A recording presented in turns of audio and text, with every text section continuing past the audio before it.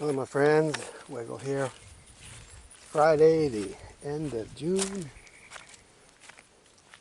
And I'm working up here in this upper part of the food forest. It's really just more garden.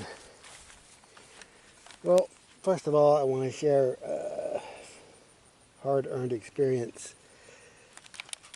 We had left a panel loose along the fence garden, and the cows got in unexpectedly. And there are certain plants that are very high in nitrogen. Nitrogen and protein are actually related. I'm not sure how, but high protein is usually high nitrogen as well. So some of the preferred forage for cows is this Johnson grass. This stuff that gets super tall, grows super fast. They love it, and it's a plant that can be dangerously high in nitrogen, along with radishes and corn and lamb's quarter, a nutrient accumulator, amaranth. Some of those deep-rooted nutrient accumulators. At any rate, if you have cows on more of a dry, sparse pasture, feeding them hay, and they get into a very rich source of nitrogen, nitrate poisoning will kill them. It's similar to, I don't know if you, prussic acid, which is like cyanide from cherry trees, wilted cherry trees, and other prunus species. I knew about that. I did not know about this nitrate thing. Anyway, I ended up having a cow die on me. She was fine at night, come back the next morning, and she's dead. So this nitrate poisoning is serious. It will kill cows, and it'll often kill a number of cows. I only had one. She had a baby, about a 2-month-old calf, and now I've been having to try to get that thing to take a bottle, and man, talk about just stubborn pain. Haven't figured it out yet. But I have an orphan baby now because of just one little section of fence getting left open and the cows getting in.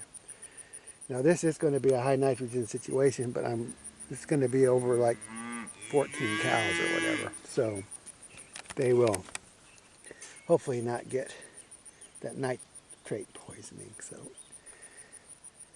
just wanted to let you know that. Anyway, got my 3 sisters going here, and I fenced it off because this garden is just out of hand out there back there. I'm not going to try to weed that, take it to them, the cows and all that. I'll just let them come in and do it. So here's my 3 sisters. And I put down a bunch of chips, trying to work on the weeds. So what I got going on, this is kind of where the food forest starts, in force. But the challenge I'm having, see all those blackberries?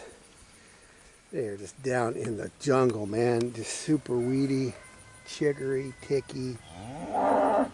So I'm going to turn the cows loose and let them, and we'll see if they eat my blackberries. I don't think they will. Gosh! So I've Fedex lost my package. So anyway, I got my apple trees on this side of the wire, and right down there I got it going across to the other fence. So it's kind of a narrow little lane, and I'm going to try to let them graze that, and then I'm going to get in there and get my blackberries afterwards. So all this overgrown stuff is not much to worry about. A lot of comfrey in there. We did plant some okra and watermelon, green bean seeds, and we got a little to come up, but it just didn't really take. That's okay. That back part there is just an overgrown swale, and I've never really got it under control. And I did have a nice onion and garlic patch here where all this Johnson grass is, but they beat it down pretty bad, so the Johnson grass took it over. At any rate, I got this thing energized. These cows already know what's up. I don't even have to call for them. And all my cilantro's done up here. I got onions in there and this, that, and the other. But, you know, I can't keep up with it. So we're going to let the cows do it. So anyway, watch how happy they are. There's some cilantro coriander seed I saved. And it's all through the garden here. It's going to get stomped in and it'll come back on its own natural eyes. See, all that. So here comes the cows. Come on. Come on. Come on. Jersey girl ain't shy.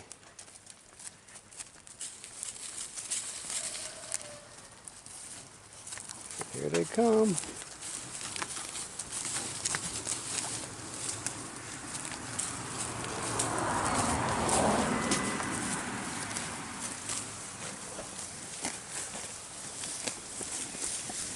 Hey. Stomped. Watch out for my wire. Now I have to watch these guys because go on, dummy. Go on. They love Johnson grass, boy. First thing they go for. Always zoom back here. So I'll just give you a few minutes of these cows chomping on this stuff, and then I'll show you in a couple hours what it looks like, and hopefully I'll get some blackberries picked today if the cows don't eat them. And I don't think they will. Traditionally they don't. I do have a huge amount of comfrey down there, you just can't see it. So they're going to clear all that comfrey back too. But, there's a little bit of corn in this part, but I'm not too worried about it. I didn't want to get in there and weed it. I'm just going to eat it for me.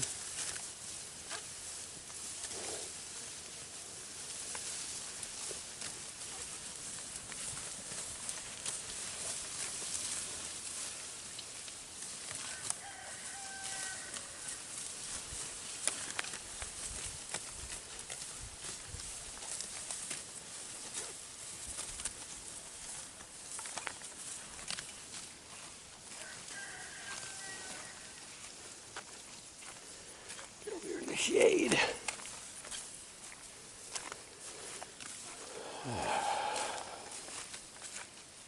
Been a hard day trying to catch that calf, trying to get it restrained and trying to get it to feed it to a bottle.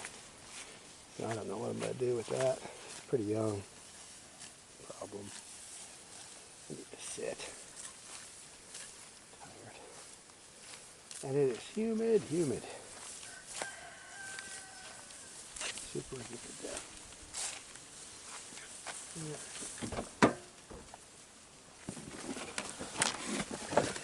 All right.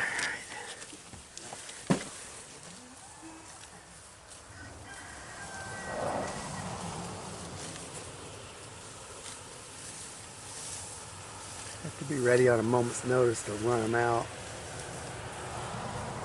If they get past that wire on my corn, I'll have like 2 seconds before they stomp it. Start chowing down.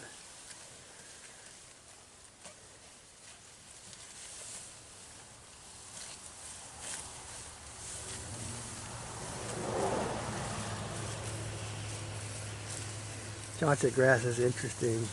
It has rhizomes and it can be quite prolific, but they say you can't seed it, make it grow. But I'm going to try to like dig up the rhizomes and establish it along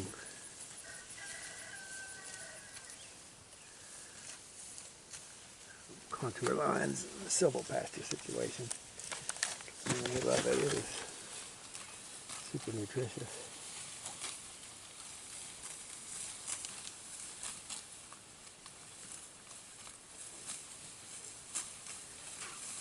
They get all the hay they want, they just don't get that much pasture. They still have enough pasture. And the drought really set us back. Getting behind on your pasture, it's really hard to catch up when you still have to graze them on it. You have a lot, you can set some aside, and then you sacrifice pasture. But I've been trying to use sacrifice pasture, but they're just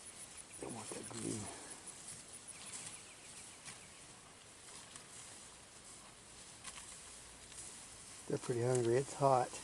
So, and they're still just at it.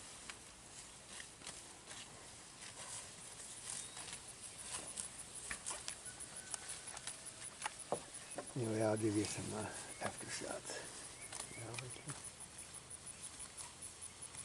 Ragweed like a version.